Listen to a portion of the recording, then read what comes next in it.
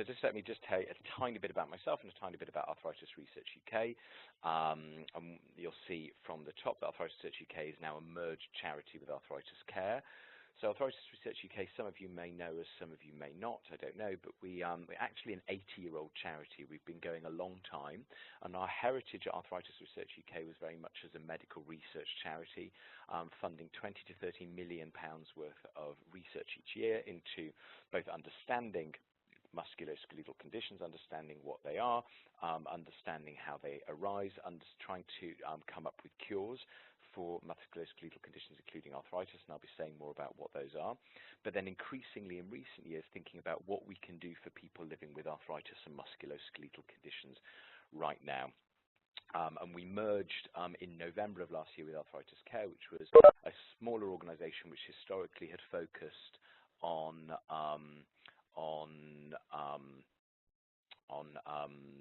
providing support and advice for people with arthritis and musculoskeletal conditions, and we have merged to become a single, stronger charity to have bigger impact. My own role is that I part-time work at Arthritis Research UK, and part-time I work at Imperial College as a rheumatologist, so I see people with arthritis every day. Well, every day when I'm at the hospital, that's my job there. But in Arthritis Research UK, I work on public health and public policy. So today, I'm going to talk a bit about the relationship between musculoskeletal conditions and arthritis. Emma, great. Thank you for sharing that. That's really, really helpful. It's really great to know who people are. So please keep those coming. So we're going to talk about the links between musculoskeletal health and physical activity. So let me see if I can do this. So I want to share a bit about my own journey, and that's the first thing to say. So I always feel a tiny bit of a fraud saying anything about physical activity because I was one of those kids at school that hated all forms of exercise and sport. I was a full-on exercise dodger. My first memory of being in a pool is sitting by the side of the pool screaming that I was terrified of water, and the pool instructor thought that the best way to get me in the water was either to throw me in or to ladle water over my head, and this just never really worked. So actually my dad taught me to swim on a holiday. I think I must have been 9 or 10, and then I swam a bit at school, but I was not a competitive swimmer, and I really hated exercise generally, so I didn't really do any exercise until my 30s, when I started cycling just to get around town. Anyway, about 3 years ago, a friend of mine said, I'm going swimming, why don't I just come pick you up? We'll go to the pool. And so that was 3 years ago, and since then I've become, I would say, an obsessive swimmer, but swimming has really become part of my life. So the culmination was this summer, for me anyway, when I went open water swimming for the first time, and I went with a company. This is not an advert for SwimTrek, but I went with a company called SwimTrek, and we did swimming mainly around islands. It was pretty choppy. There were some high winds, as you can see from the waves. That's me in the middle there. I can't do crawl, although somebody did teach me on the trek, so I was swimming several miles a day breaststroke, but keeping up with the crawlers, so that was good. So actually, I'm really converted to the joys of swimming, and I will tell anybody that will listen for long enough. So let's talk about musculoskeletal conditions. Enough about me, more about musculoskeletal conditions. And people can get quite lost in arthritis and musculoskeletal conditions because there's a lot, because there's so many different sorts, and it's confusing. So Arthritis Research UK, we often talk about there being 3 broad groups of musculoskeletal conditions. We talk about group 1 conditions, which are inflammatory conditions. And these are where the immune system, which is supposed to protect us from infections, bugs, the immune system turns upon ourselves and starts attacking our tissues, our joints. It can also attack skin. It can attack internal organs like heart, lung, kidneys, liver. It can attack anything. The most common of these conditions is rheumatoid arthritis, but others include ankylosing spondylitis, psoriatic arthritis, where people have the skin psoriasis usually, but then it's attacking inside the joints in the same way it's attacking the skin. And the analogy I sometimes use is to type 1 diabetes. In other words, the number affected are relatively small, but it can attack at any time of life.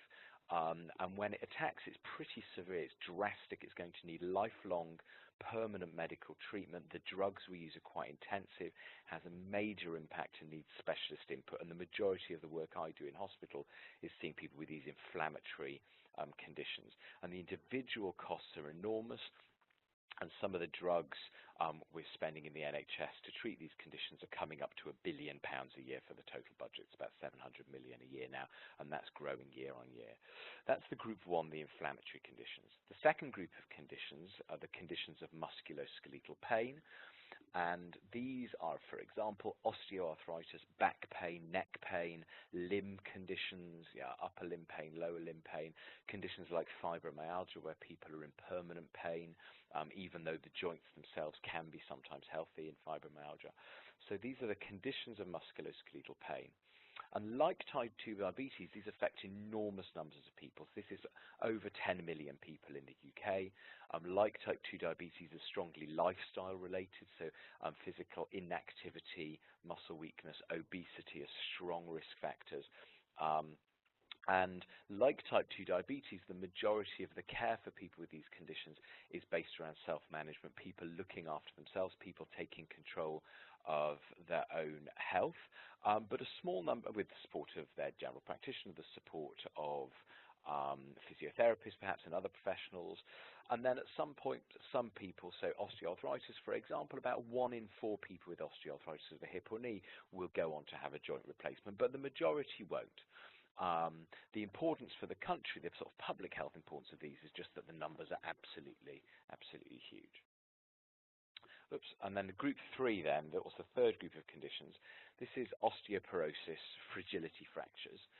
And osteoporosis is people do get very confused. Health professionals sometimes get confused as well. Osteoporosis is a silent, painless condition. It doesn't cause any problems in and of itself until a bone fractures, and that can be a long bone like an arm or a leg bone, or it can be a bone in the spine that sometimes can just fracture. You bend down to pick something up off the floor, and the pressure of bending over will cause the vertebra, the bone in the spine, just to crush. And the analogy, if you like analogies, this may be helpful. If you don't like analogies, ignore it. But is high blood pressure, hypertension. That it's a silent risk factor, and you'd never know you had it. You'd never know you had osteoporosis until you break something, or if somebody looks. Well, you'd never know you had high blood pressure until somebody goes and looks for it. But then disaster strikes, and the disaster, which in osteoporosis might be a hip fracture or vertebral fractures, which are extremely painful and sometimes don't heal and lead to changes in posture. The disasters are expensive and difficult to treat and often need hospital and specialist treatment. So it's okay if we can prevent more fractures in the first place by treating the risk factor, treating the osteoporosis. Again, it's like hypertension. If we treat more people's blood pressure, we'll have to worry about less heart attacks and strokes. I am going to stop for a moment. That's what I'm going to say about the conditions themselves. Let's just have a moment and see if any questions, either speaking questions or typing questions in.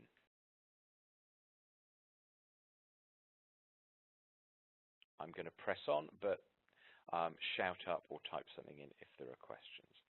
Okay, so what is the impact of these conditions? So first thing to say is the impact is enormous, that these are the top cause, musculoskeletal conditions together, those 3 groups are the top cause of pain and disability in the UK. So when we talk about disability, we often don't think about arthritis as a disability, but of course it is, and it's the leading cause.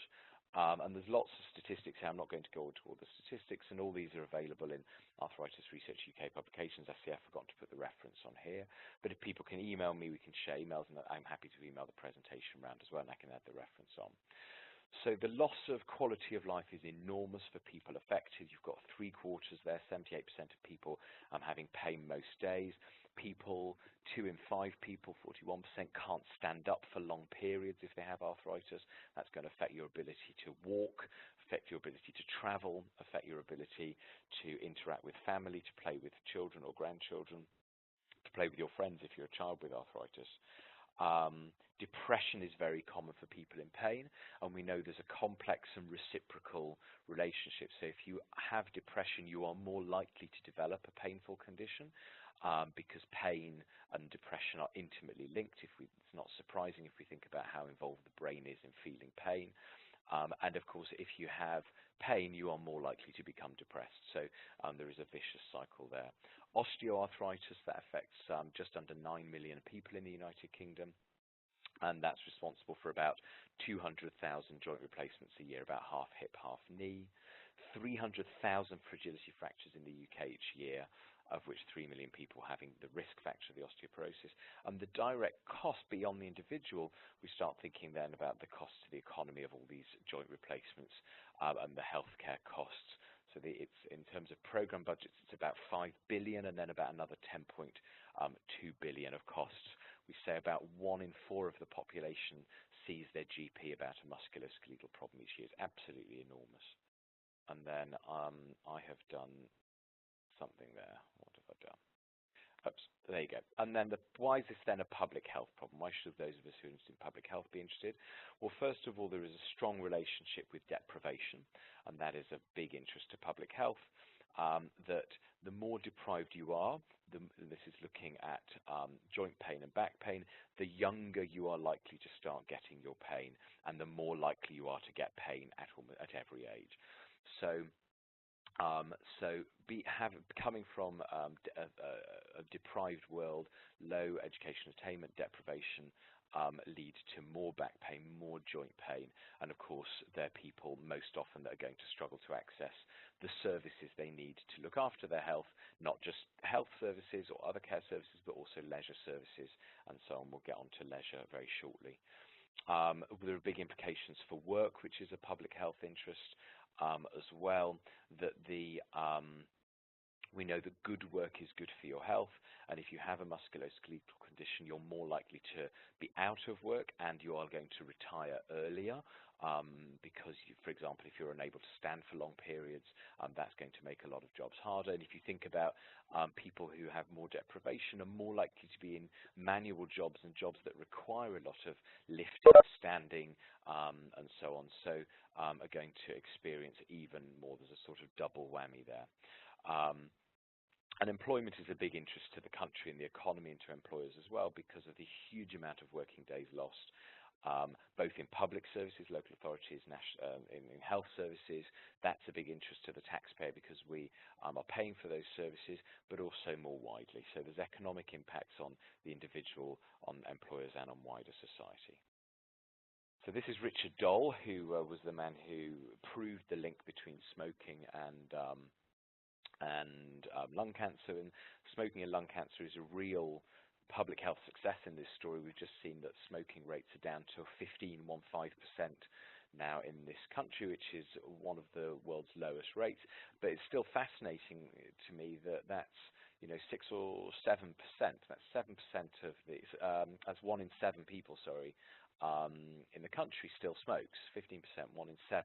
So that's 65 years after we proved the link between lung cancer. We've still got 1 in 7 people smoking. And that's important to remember how hard it is to change behaviors.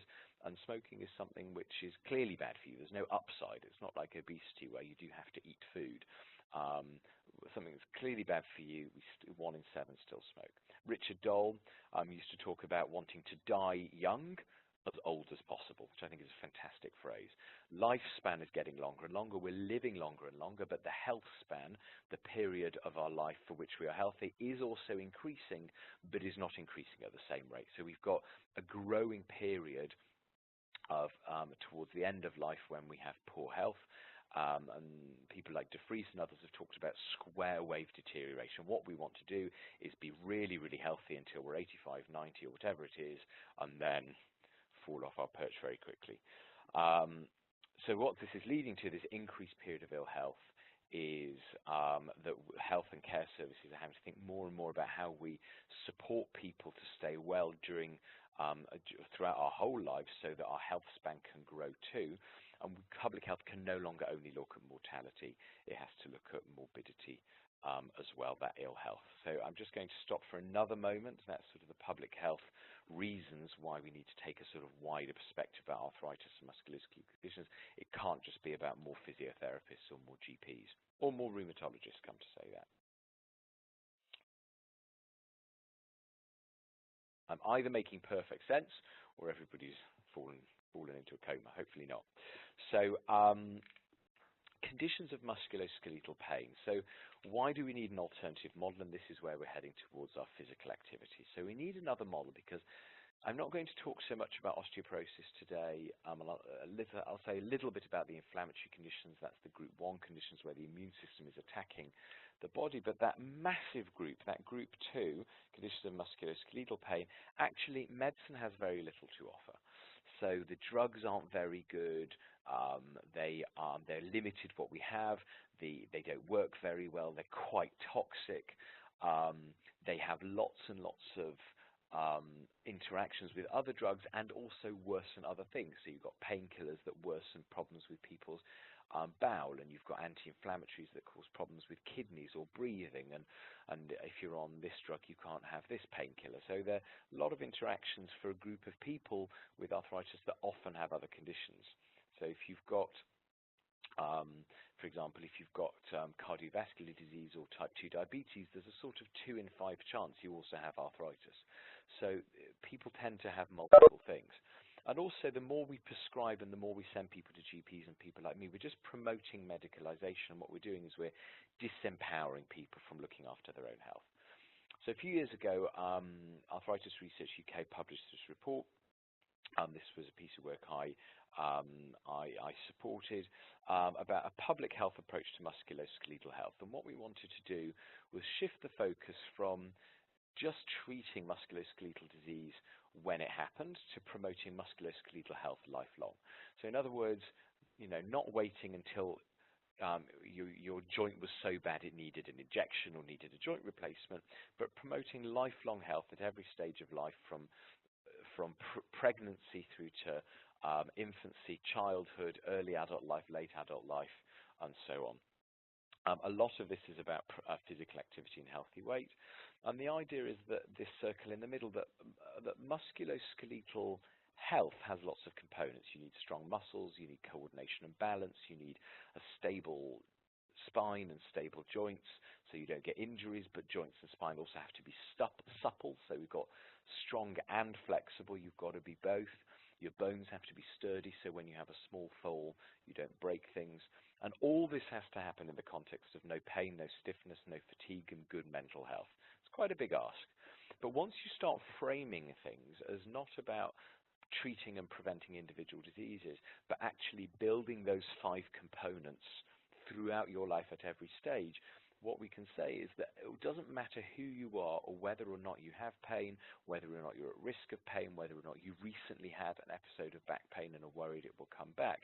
At every stage there is something we can all do to improve and maintain our musculoskeletal health. And it shouldn't have been a big paradigm shift, but it sort of was. It was quite a surprise to the public health world. John Newton at Public Health England gave a lecture a couple of years ago, and he said in the history of public health, or his career in public health, he could remember no other time when people were coming to him from outside public health and saying, you've got to make our condition a public health problem.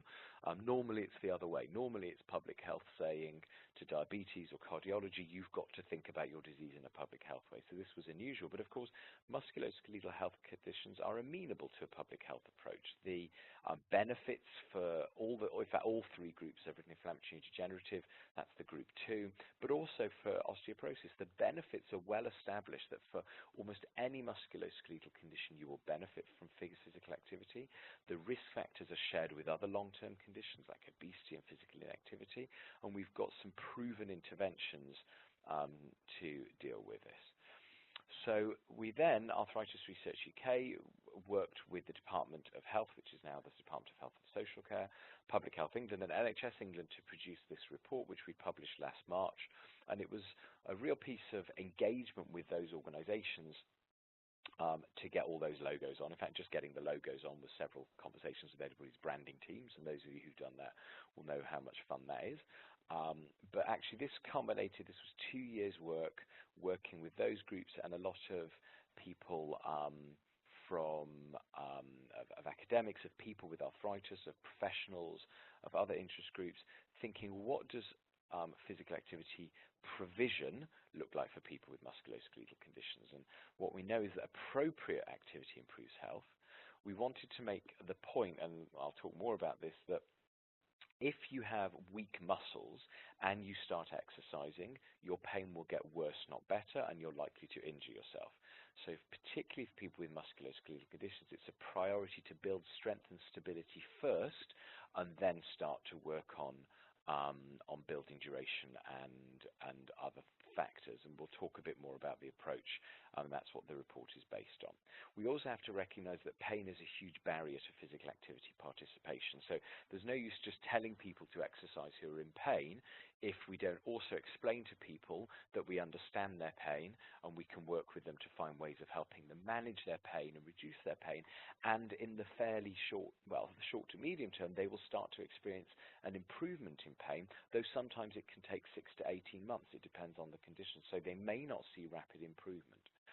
The final principle in this was we neither can nor want to provide everybody with physiotherapy. It would not be a goal that everybody with a musculoskeletal condition should have physiotherapy. That would be very disempowering. And it would not be a goal that everybody should have physiotherapy to improve their musculoskeletal health. We want people to be able to do it themselves.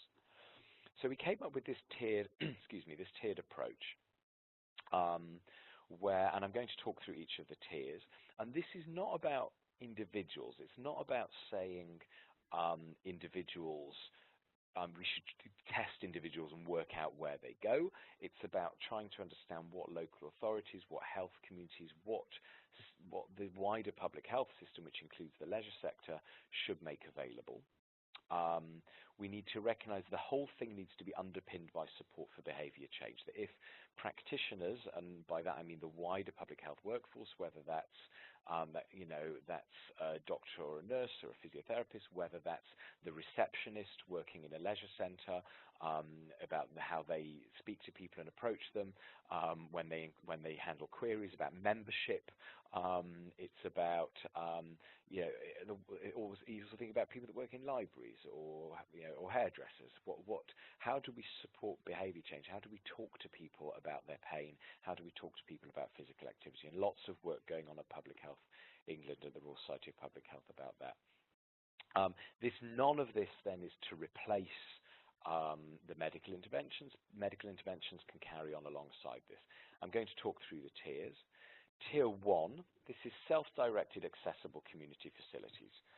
You'll be pleased to see swimming pools are there, and they need to be accessible. What do we mean by accessible? Well, it partly means they've got to be within geographic reach. They've got to be affordable. But also, we talked about promotional materials reflecting people with arthritis. So something we all hear from people is, well, I don't feel I can go to the pool, I'm too fat, or I look too disabled, or I don't, it's full of younger people. Now I swim in a pool and I know that is not the case, certainly not where I swim. But that is people's worry, people who are not familiar with the gym. The environment needs to be manageable and safe if you're afraid of falling. Are there grab rails where you need grab rails? Are there non-stick surfaces where you need non-slip surfaces? I'm talking in pool terms because of the pool environment, but this could apply anywhere. It could apply to a park. If you're encouraging people to to walk more in the park, it could apply to lots of other environments too, to active transport as well. Manageable and safe, something a lot of people that I see in clinic will say when we talk about swimming is they can't get in and out of the pool because there's no steps, only a ladder. And if you've got arthritis in the hips, knees and or shoulders, you won't be able to get in and out of a pool on a ladder. Now, some pools still have steps, but not that many. And actually being sort of in and out on the big seat thing is not appealing to a lot of people. So the environment has to work for people, and we haven't always built environments that feel and look supportive. And staff have to be informed and supportive as well. So again, a lot of people will have gone to a leisure centre of some sort or in other environments. I'm not bashing leisure centres, and some do this amazingly well. Many do. But sometimes people say, I want to exercise, and the staff will say, you better, have you got any problems? Well, you need to see your GP to talk about that. And that often puts people off. People will never go back. Or people say, I'm having trouble. Is there somebody you can go and talk to if your stroke is making your shoulder pain worse, or your back pain worse? Is there somebody you can talk to if you're getting knee pain when you're using a piece of equipment in the gym? Who do you talk to about that? Who can you go to at the gym and say, my back's been bad the last couple of weeks. Does anybody know some exercises I could do? And do people know that that sort of advice is available? So that's really important. So accessible community facilities sounds a bit passive, but it's not. It's a really active process. And I know Swim England has done work on dementia-friendly swimming, and so it's a really interesting question to think, what would arthritis-friendly swimming look like? What would an arthritis-friendly environment look like? Who would this suit? People that have been active, enjoy physical activity. If you're like me until 5 years ago and you're an exercise dodger, or have been, I'm pleased I'm not. But if you were, no, you're going to struggle to manage this if you've not swum before, and if you've never liked swimming. And also, if you've got bad symptoms that mean every time you go swimming you end up with terrible neck pain for 2 weeks, this isn't going. You're going to struggle with this, which takes us on to Tier 2. So Tier 2 is supervised physical activity. So this could be aqua, it could be a dance club, it could be Tai Chi, walking clubs, lots and lots of different things. You just put a sample there. And this is sometimes fitness professionals leading, depends on the activity, and it's sometimes a trained peer that can learn to deliver this. And these are what characterizes these sorts of groups is they're not a program. It's the Tai Chi runs every week. You can, or twice a week, you can come, you can not come. You can do part of the session. If you don't feel up to it, you can just do 20 minutes. If there are a couple of exercises you don't do, you just sit them out, and it's not individualized. It's what the group is doing. What we need is a range of activities to suit the population. Some people don't like getting wet. Some people don't like not getting wet. Some people find the water supports their weight and it's great. Staff need to know a bit about musculoskeletal conditions. So sometimes people will come and say, I tried yoga, but I'd like to do yoga, but I'm worried about sitting on the floor because I'm worried I won't be able to get up. My legs aren't strong enough. Now, a good yoga instructor will say, oh, well, here's some things you can do in the chair. Here are some other ways of doing it. Don't worry. Or we'll just put your hand up when you want to, and I'll come and help you up. But that requires a staff with a bit of understanding. And this is for people that enjoy groups. We need to bear in mind some people hate groups, some people enjoy groups. If you hate groups, this is not going to be for you. But if you enjoy groups, this is going to be great. And groups can be great for people who are socially isolated and want to meet new friends. It can also be great for people who just lack the confidence or the self-efficacy, so they need the discipline of, well, this is the day I go to my group, or they're just nervous about exercising on their own. It's not something they've done. They might be new to exercise. They're worried about falling. Well, doing an aqua class or Tai Chi, you're surrounded by people who could help you out. Okay, so the next tier is now we're getting into structured rehabilitation programs. I've mentioned one there, Escape Pain. I've got a slide coming up on that, and there's another one. Escape Pain is a program for hips and knees in particular, and these are defined programs. So Escape Pain is a 6-week program, and it's unlike, say, a Tai Chi group or yoga. You can't dip in and dip out. It's 6 weeks. You have to come to every session. You can't miss a couple early on and come to a couple later on. You can't dip in and out. You've got to register and enroll in the program. That could be a self-referral. It could be a referral from a professional. But there are clear pathways of how you get there. And instructors, which can be fitness professionals, can be physiotherapists. Somebody actually has done some work on seeing if you can train peers up to do this, but it's a very highly trained activity that requires following a very strict protocol. So who are these sorts of programs good for?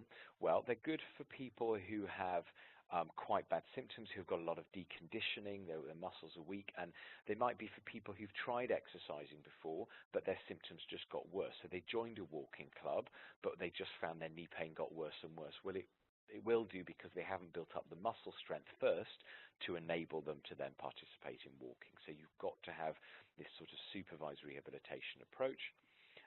It's very good for people who are very fearful of exercise because they've tried it before and it went badly. They got worse, or they felt unable to keep up.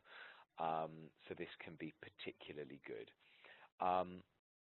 The final tier then is the one we're most familiar with in some ways, and we were very deliberate. This is the last tier. Not that physiotherapy or exercise sports and exercise medicine is a last resort, but sometimes we just do use it as a first resort because someone has a problem. We just refer to physio because we don't know what else to refer to. And so I think we're all guilty of this, and we don't have the time, and I'll say a bit more about this, but we don't have the time and energy to have proper conversations about physical activity. So this is going to be good for people with rare conditions, very complex conditions, very severe conditions, or people with significant comorbidities, very bad fear avoidance, very depression, anxiety, that really need somebody highly, highly trained and targeted, prescribed exercises to get their joints better. So that's the pyramid. It's people vary over time. The aim is always to get people into the lowest tier they need. So if someone is currently having individualized support, the hope is that after that period, and I'll mention a program in a few slides' time about helping people transition from individualized support to more general activity. The aim is that after physio or after something like a rehabilitation program, you're then signposting somebody to either supportive physical activity, what would they like, what would interest them, what's suitable for them, what's accessible, or if people prefer, or if they're ready, for people to access things on their own. Of course, people can be using more than one tier at once, and people can be moving between them according to the need they have. So they may be having physio on their shoulder, but swimming twice a week. So it's not, the point is this is about the provision that should be available locally, not about permissions and restricting access. It's about growing availability. So I will take a pause for a moment again before we go on to talk about some specific programs, just to see if anybody has any questions. That was an accidental slide. So escape pain I've mentioned a little bit about, but this is the 6-week rehabilitation program. The benefits are sustained for 2.5 years after taking part in an escape pain program, and people get a roughly 30% reduction in pain and a 30% improvement in function, as well as the improvements in mental health and well-being, and an estimated cost to the health economy as well. People aren't using drugs, they're not going back to their GP, they're not needing individualized therapy, and there's some evidence it may reduce your need for hip and knee replacement as well. So it's 10 to 12 sessions over 6 weeks.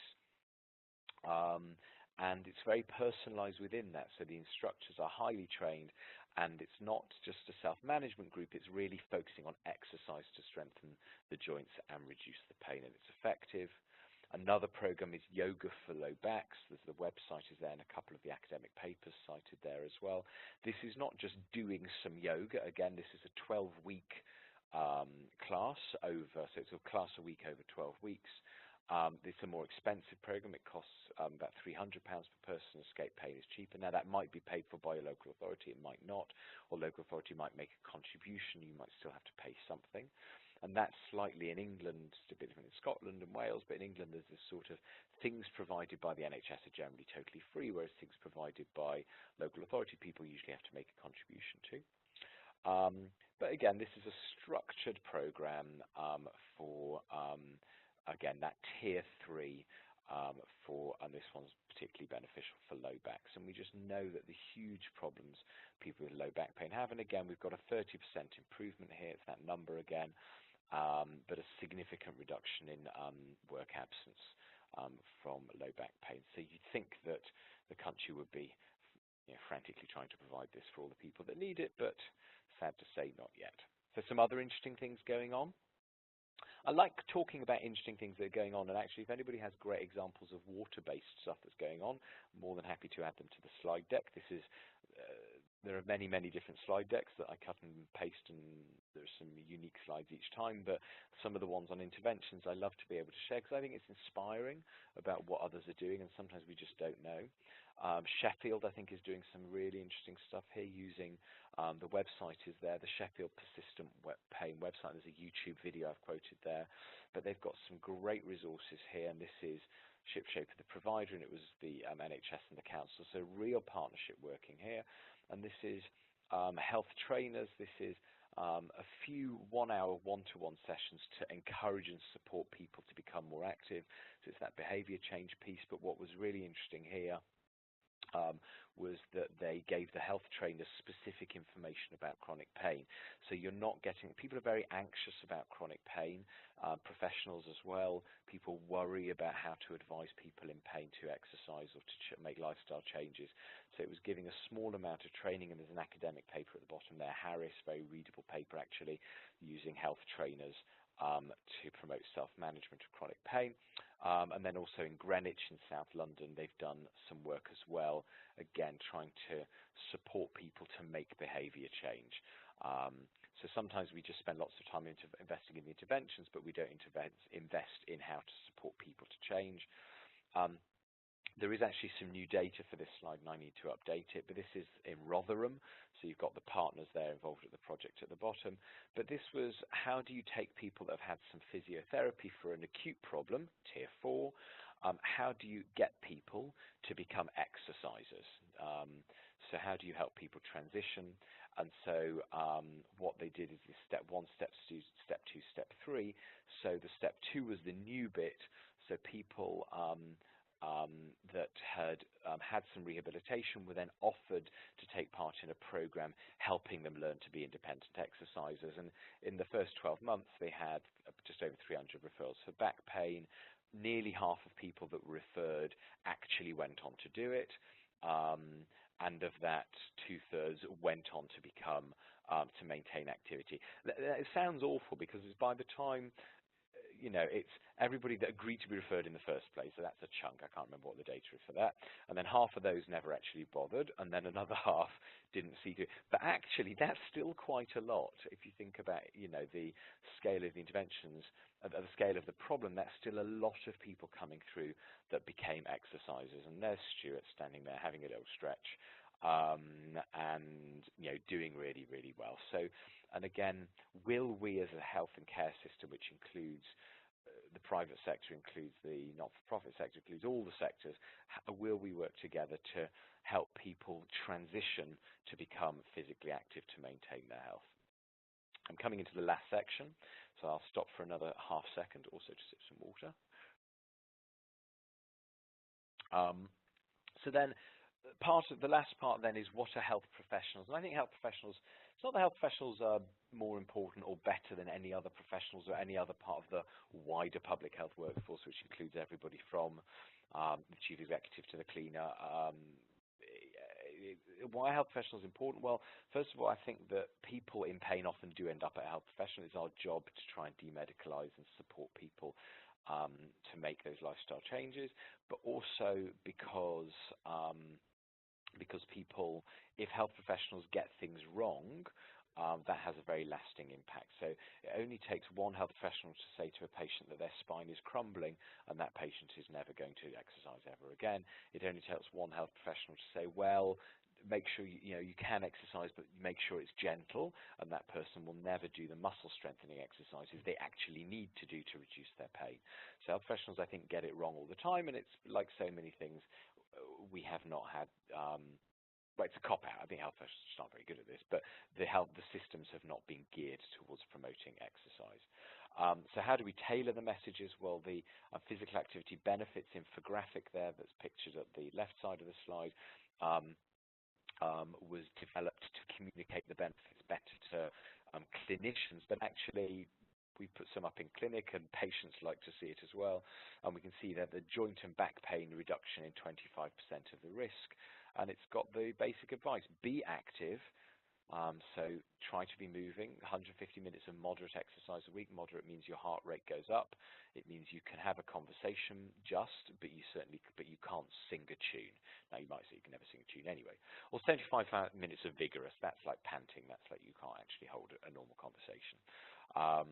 Sit less, which is physical inactivity, is separately important. So if you're sedentary all day, just exercising in the evening does not undo the inactivity. So you have to move lots during the day. And then building strength and improving balance if people are at risk of falls, which might be because they're older. It might be because they have other conditions, neurological conditions, for example, or musculoskeletal conditions making the risk of fall. And then this project, this moving medicine project, I'll just briefly mention. to consolidate the evidence and produce resources to help clinicians talk about physical activity. We know that you only need to advise 12 people to be physically active if you're a doctor. I mean, I don't know if doctors have magic powers, but people do listen to us sometimes, not very much, but a little bit. So only need to give brief advice 12 times, and somebody will be meeting physical activity levels at 1 year. So that's not a great deal, as opposed to smoking, which is much harder. So we need to make every contact count. So if you're seeing a patient, why are you not mentioning it? The resource they're producing looks a bit like this. I've just seen the draft of it. If anybody on this call would like to see a draft of it, email me. The consultation, I think, officially closed on Monday, but I only sent my feedback yesterday, and I'm sure they'll take more for a day or two. So if anybody feels passionately and would like to comment, just let me know, but they'll probably need it the next day or so. And it's saying that if you have no minutes, here's some things to say. Just mention physical activity, reassure people they won't do any damage, and then signpost people to where they can find out more. If you've got 2 minutes, you can still do a lot. You can talk more about the specific benefits. You can talk more about the concerns people might have. Will it make my pain worse? Can I do any damage to my joints by exercising? And then more minutes is,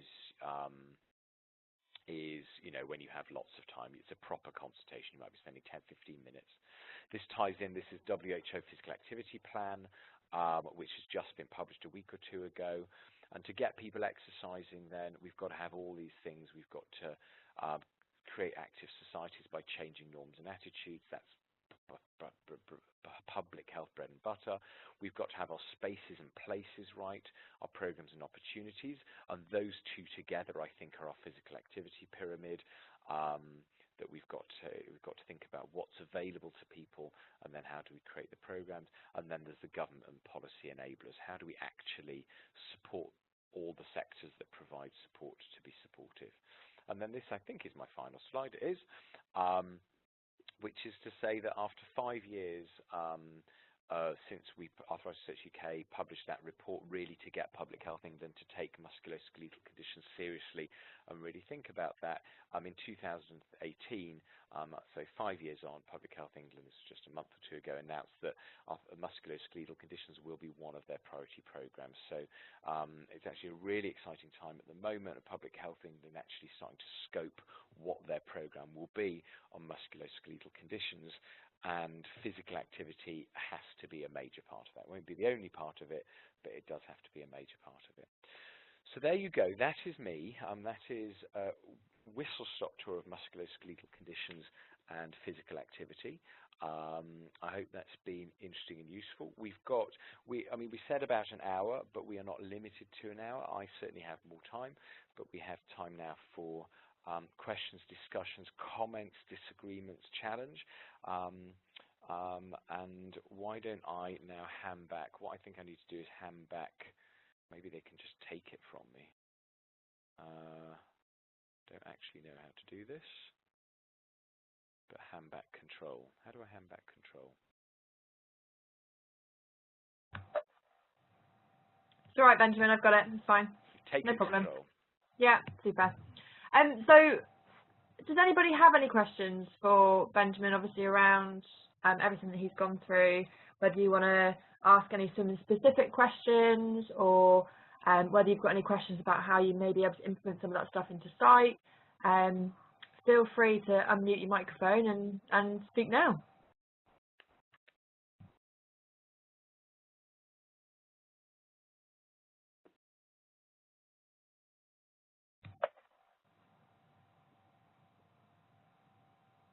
Always love a bit of awkward silence. Anybody got any questions? If you don't want to use the microphone, feel free to pop it in the chat function as well. Obviously, just make sure that you pop it to send to everybody.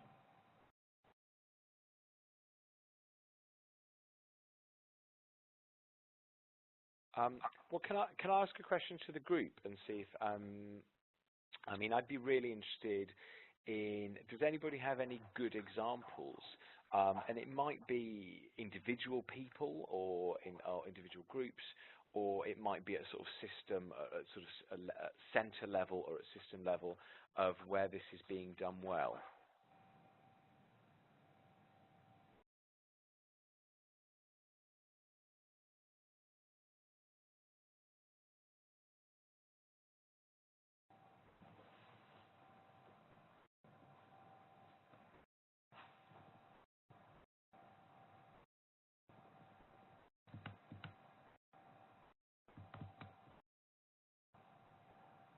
Well, so we've got so Lara's saying hoping for some ideas.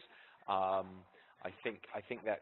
I mean, Laura. I mean, so here's a question: Is this something we should be doing well? I suppose. You know, what might the role be for, particularly thinking for the swimming sector? Is swimming the right word? But you know, for the sector, what should we be doing well? Does any? I mean, my thought. I mean, one thing I think about a lot is access. So one thing people say a lot. I talked about the ladders to get in and out of pools, the slippy floors to get from the changing room. You know, the lack of grab rails in showers, the lack of images that look like people with arthritis. Is access something? Is that feasible to improve some of the access? Is that going to be something that's too difficult? So, Lara, you're asking who should we be meeting with locally? Lara, tell me a bit about where you work. I'm not sure you said anything. What's your role, Lara? Lara, unmute yourself. Come on, you've done this before. Come on, I've shared a picture of myself wearing a swim hat and goggles. I mean, you know.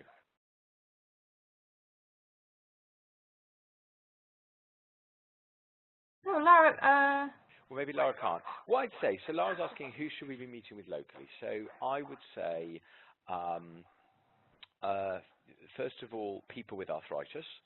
So are there any groups, either formally or informally, that meet with people with arthritis? Do you, again, Lara, I don't know if you work at an individual centre or you're sort of working at a larger geography, but within a centre, do centres know from questionnaires joining who the people with arthritis are that are in, and could you approach those people and say, look, we're trying to understand how we make our service better for people with arthritis. Would you be interested in coming to an open meeting to hear about it? Or you could put signs up saying that that's something you're interested in. So meeting with people with arthritis. It could be meeting with local public health teams. So you could go along with copies of the Arthritis Research UK reports on public health, on physical activity, and saying, look, we've looked through these reports and we think there's a real opportunity to link some of this up. We know that Public Health England has got musculoskeletal conditions as a priority. We can see ourselves in lots of what these reports are recommending. Can we have a conversation? It might be worth meeting with local providers of physiotherapy or local orthopedics or rheumatology departments, partly because they're very powerful and do have influence and sometimes budgets. In the world of no budgets, health services still have budgets, about the only bit of the public sector that still does, and saying, what can we be doing to create better signposting between your service and our facilities. So those are some sorts of meetings that could be having, meeting with local authorities, meeting with local councillors, and then sort of nationally thinking organisations like the Royal Society of Public Health who are very interested in this sort of wider public health workforce. How do we get everybody that comes into contact with people to know more about arthritis? So there are just some examples.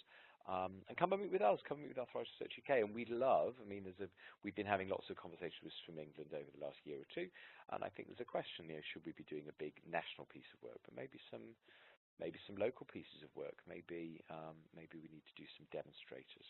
That's some ideas from me. Anybody else by text or voice have any other ideas of people that people should meet with?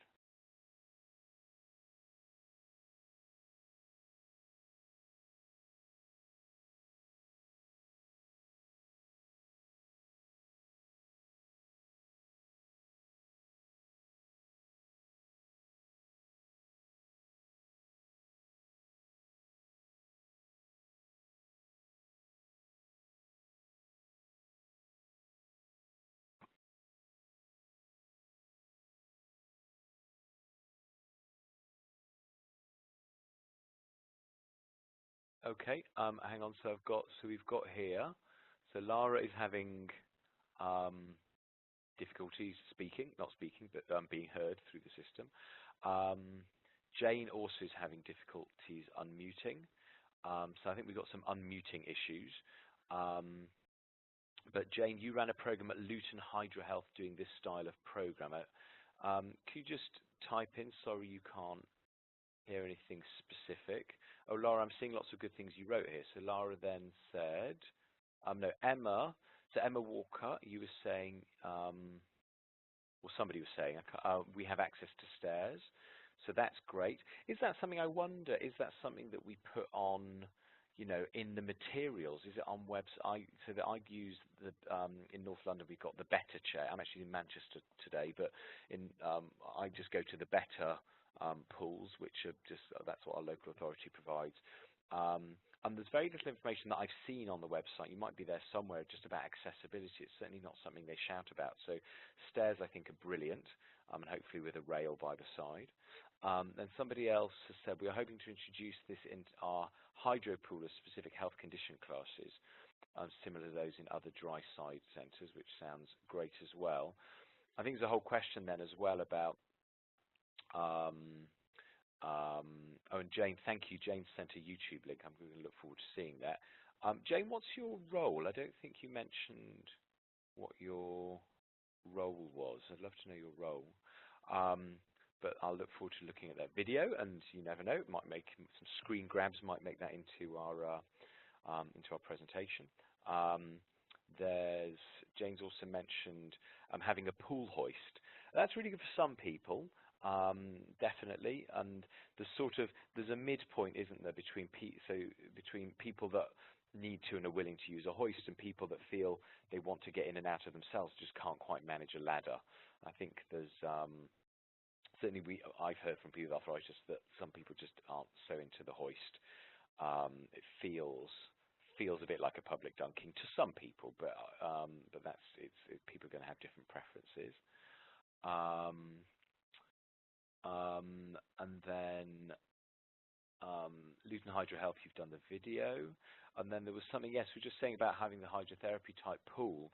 So that's something, people are really interested in people with arthritis. So a couple of things I hear about a lot in water temperature, because people often want to know, what is the water temperature of the pool? And I find that there's 2 or 3 different pools I swim in. They all have their own temperature. And it's just not something which ever is written at poolside or is available on the website. I think part of that's because it's sort of a move to lower temperatures, I think, possibly.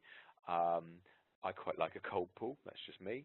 But people with arthritis like a warmer pool, and sometimes there's a small children's pool which is warmer that they can do, and if it's not called the children's pool, if it's called the small pool, and it's warmer, could that information go on a website? If people have been doing hydrotherapy exercises, people often say, well, my hydrotherapy has come to an end, but that's, but then what more can we do thinking about the Rotherham program to help people move from individualized hydrotherapy to taking part in a class which is being run in a less specialist way or being able to exercise on their own. So do we have data on how many people transition? Because that would know.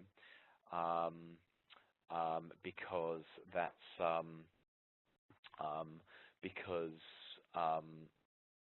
that's really important data for pools. Like if leisure centres want to increase the number of people that come, actually, if you come to do a specific program, and then that gets you becoming a lifelong exerciser and becoming a member of that leisure centre, that generates income and participation, which is important to leisure centres. I mean, my sense is there's a huge market out there, which is a bit untapped, of people that could be using leisure centres but aren't because people are anxious and afraid. Amanda, so you say, as a swimming teacher with no formal training, I'm worried I might make things worse. And I think that's a really interesting point, isn't it? So where is the brief? So here's a question to Amanda and to others. If there was a program which might be let's say it was some e-learning followed by a half-day hands-on, so you sort of prepare yourself with some knowledge and then come. What demand do we think there might be for swimming teachers to take that up into just some knowledge about the basics of musculoskeletal conditions? It's not something that I know exists, but I wonder if there's a market for that and if that's something people want to do. And I thought from a leisure centre's point of view, it would be really appealing to know that there's at least one teacher or one instructor that's around at least some of the week that can specifically help out. Sometimes I think, some people say, what's a public health, what would a world look like where we had a public health approach to back pain? And I think it's a world where you wake up one day or you're finishing work and think, my back is really quite sore at the moment, and your first instinct is to go not to your GP or to call a physio, but your first instinct is to go to the leisure centre and say, look, my back's a bit sore. Is there somebody here who can help me with some exercises? And they might say, oh, actually, so-and-so is here, but only can come on she's only here on a Thursday. But if you come on a Thursday evening or a Saturday morning, say, actually, yes, she'll be here. Do you want to arrange a meeting with her? And then that person comes in, and there might be a back class at the leisure centre. There might be or some one-on-one support for people that need it. So that's really what we need. And so, Susan, you're also saying that somebody else is saying that there could be some interest as well. So there is some interest. I mean, I think that's a really good question to organisations like Swim England. Is that something that, how many instructors around the country might be interested in something like this? What's the market for instructors, but then what's also understanding what is the market for people with arthritis out there that might be interested in seeing a swimming instructor who knows about arthritis. It might not be about swimming, it might be about lots of forms of exercise. My friend Emma, who I haven't named her till now. So Emma's the woman who, and if anybody missed the beginning, I became a swimmer about 3 years ago, and Emma's the friend and also joined me on the swim round the Greek islands that I did this summer. So Emma has been swimming her whole life. She's Canadian. She grew up with the big outdoors. Emma has quite bad osteoarthritis in her early 40s. She had a knee injury as a child, and so she's got really bad arthritis and is too young to have a knee replacement. And she finds that swimming is one of the things in exercise generally, but being water-based is something that really, really helps her knees. So she has all sorts of exercises she does in the water to strengthen her knee. And so when I'm sort of creeping up and down doing not very fast lengths, she'll often go off and do her own physio exercises. So maybe there's a real gap for supporting people with arthritis to exercise and identifying leisure centres that have a good offer for people, so good accessibility, and also part of the offer is having some instructors there that can help people with arthritis. So, good. We're just over an hour, and yes, the dementia-friendly training. So that's right. I'm going to say to Lara, I know a bit. Would everybody on the call know a bit about the dementia-friendly training? Is that something people know about? It might be that everybody on the call would know about that well. I know a little bit about it. Yes, and that's so there's a point here that's being made. So many people, I'll read it out, many people with arthritis find that warm water is vital. Main pools are always too cold, therefore most facilities currently available are not too accessible. So yeah, I think that's a really big issue. I think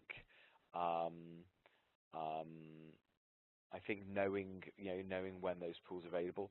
Hydro pools are increasingly hard to come by. I think it depends very much on the part of the country.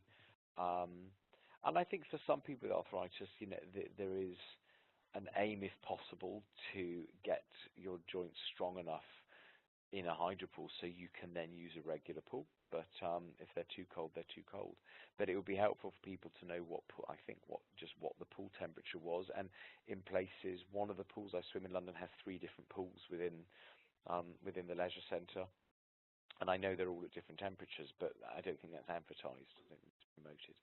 But yes, I think it's different things are for different people. Some people with arthritis, it depends how bad people's arthritis is, will only be able to find they can only exercise in hot water or warmer water.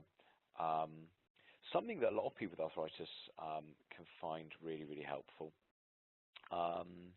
is being able, after a swim or an aqua class, being able to sit in a jacuzzi or a steam room or a sauna. Like, again, quite a few patients will say that, part of, they're willing, they'll go and do 10, 20 minutes work in the water, and then afterwards an essential part of that for them is getting somewhere really, really warm afterwards, which helps with their pain, and that's fantastic. Particularly, I think conditions like fibromyalgia, but also back pain and osteoarthritis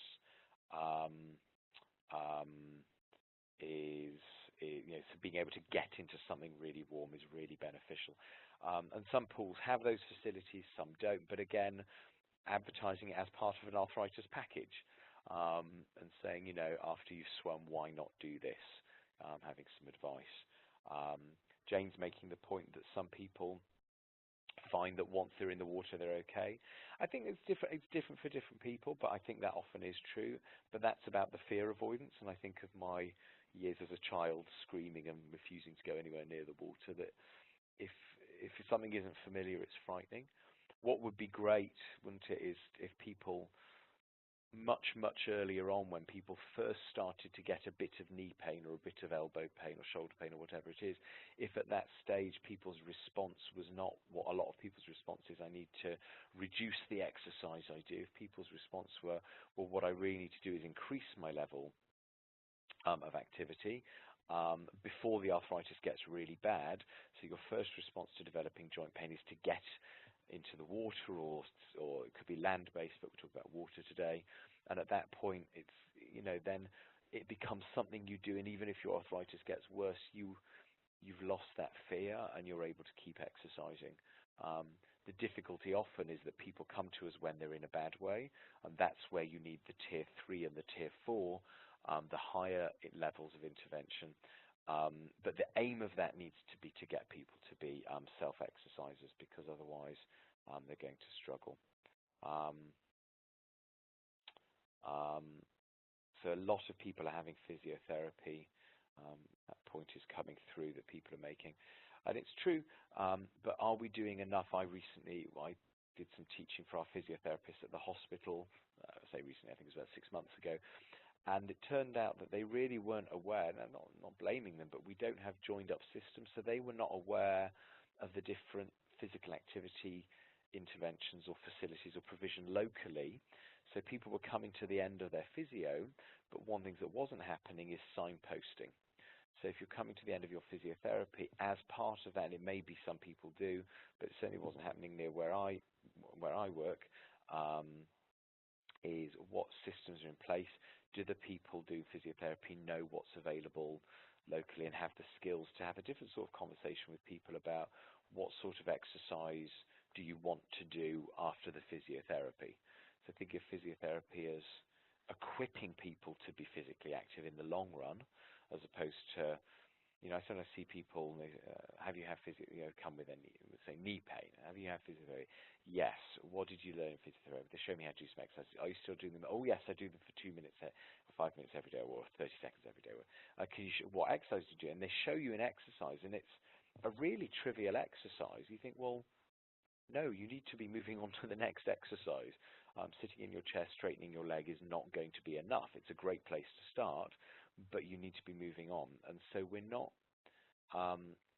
always, some physiotherapists will be doing this brilliantly, but we're not signposting people to the next tier to become active, but also as a system, we're not making everybody aware of what's available and where it's available, and exploring with people what they may or may not want to do. So I think that we've identified the idea of some CPD training that could be really helpful, of something along the dementia-friendly line where there's some arthritis-friendly program that could be rolled out, could be really interesting. So individual learning, or sort of a more system learning, but then also there needs to be that joined upness. I think that goes back to the initial things, the questions that somebody asked about, who do you speak to? It has to be joined up with the local public health system. It has to be joined up with the local arthritis system, if you like, so the physiotherapists, the occupational therapists, the general practitioners, the rheumatologists, the orthopedic surgeons, so that people are are joined up and know what's available. So, even if you've had your knee replacement, you're not just getting, well, you need to exercise, you're actually getting information about what exercise options are available locally, and if you're in a locality that has health trainers, that the health trainers feel equipped to give people, to support people with arthritis to exercise. So, yeah, the individual education, but also thinking about what we can do to connect the system up.